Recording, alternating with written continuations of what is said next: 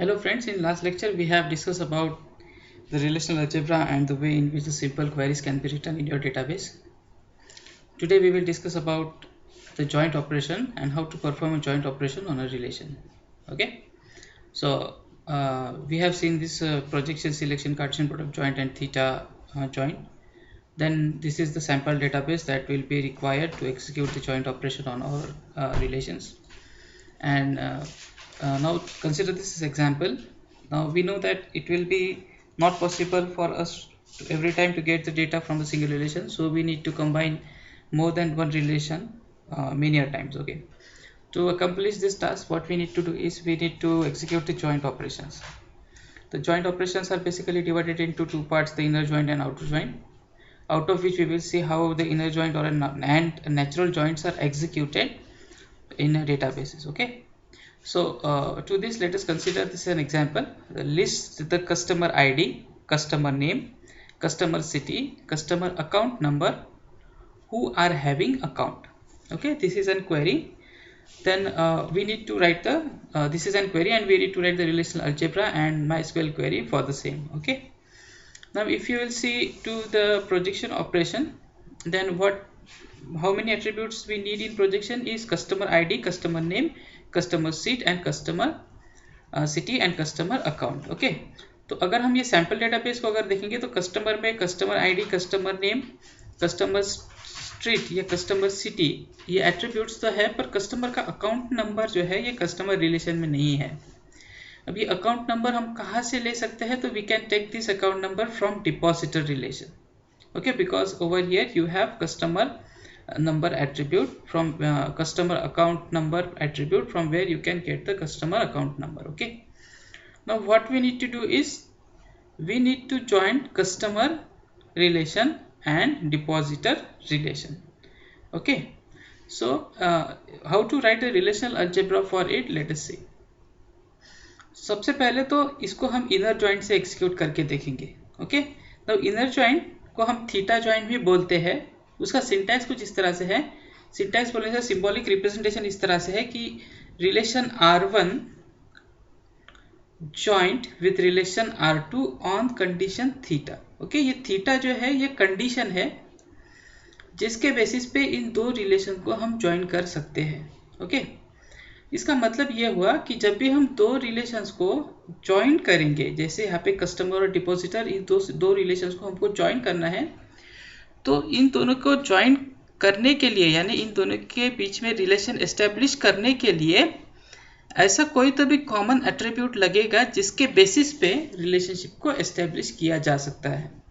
तो अगर हम कस्टमर रिलेशन और डिपॉजिटर रिलेशन को अगर देखेंगे तो दोनों रिलेशन में कस्टमर आईडी ये एक ऐसा एट्रीब्यूट है जिसके बेसिस पे हम रिलेशन एस्टेब्लिश कर सकते हैं. ओके, तो इसलिए हम क्या लिखेंगे रिलेशन अलजेब्रा में? We will write project, what I want to project is customer ID. तो पाई के साथ मैंने लिखा customer ID comma customer name comma customer city comma account number. Okay, पर ये पूरा का पूरे एट्रीब्यूट्स सिर्फ एक रिलेशन से आने वाले हैं क्या? नहीं, इसलिए मैं लिखूंगा कस्टमर जॉइन और थीटा कंडीशन. थीटा कंडीशन क्या है कि customer dot customer ID is equals to depositor dot customer ID. Okay, because the relation between customer and depositor can be established using customer ID in both the relations.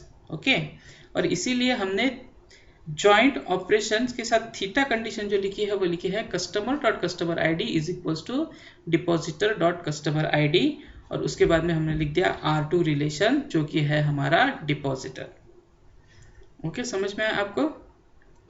ठीक है, इसकी इसका general definition अगर हम inner joint का अगर देखेंगे तो वो कुछ इस तरह से आएगा that the inner joint keyword selects all the rows from both the tables as long as the condition satisfies. Okay, अब ये कंडीशन कैसे सेटिस्फाई होगी?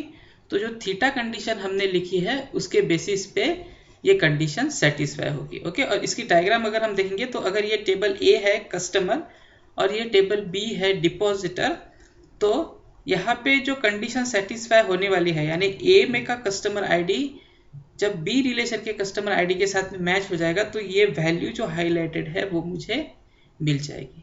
ओके, और मैं इनर जॉइंट का सिंटैक्स किस तरह से है मेरा, तो select table dot column name, table dot column name, table 2 dot column name from first table inner joint second table, और उसके बाद में हम लिखेंगे ऑन कीवर्ड, और ऑन के बाद में हम लिख देंगे वो थीटा कंडीशन जो सेटिस्फाई होना जरूरी है, जिसके बेसिस पे रिलेशन एस्टेब्लिश होगा। ठीक है, ओके। तो ये है हमारा इसका relational algebra, and now we will try to write the query for the same. Okay, to write query, what we will do is we will go to our PHP MyAdmin, we will select the banking database, we will select the customer relation, and inside it we will write the query select customer dot customer ID, customer dot customer name, customer dot customer city, and depositor dot customer ID. Okay, from relation कौन से दो table है हमारे, customer inner joint depositor. Okay, देखो अब अगर मैंने वो कंडीशन नहीं लिखी जो कि मेरी थीटा कंडीशन है, अगर मैंने नहीं लिखी और इस क्वेरी को मैंने अगर डायरेक्टली एग्जीक्यूट किया, तो what I will get is I will get the Cartesian product of both the relation. Okay, you very well know what is the Cartesian product. The every single row, every single tuple of one relation will get multiplied with every single tuple of another relation. Okay, so अगर एक table में 7 रो है और दूसरे table में भी 7 रो है, तो मुझे 7 7 जा 49 टपल्स मुझे यहाँ पे आउटपुट में मिल जाएंगे। Why? Because I have not written that condition theta.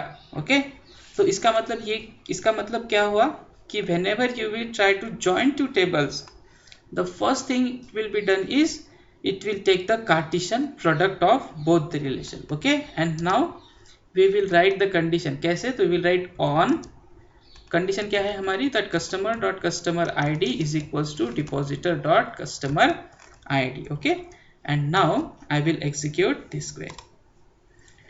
तो जैसे ही मैं वो कंडीशन लिख दूंगा थीटा कंडीशन, तो क्या हो जाएगा, automatically customer ID from relation customer will match with customer ID from depositor relation, and we will get the output जिसमें ये कंडीशन सेटिस्फाई होती है कि कस्टमर का कस्टमर आईडी ये डिपॉजिटर के कस्टमर आईडी से मैच हो।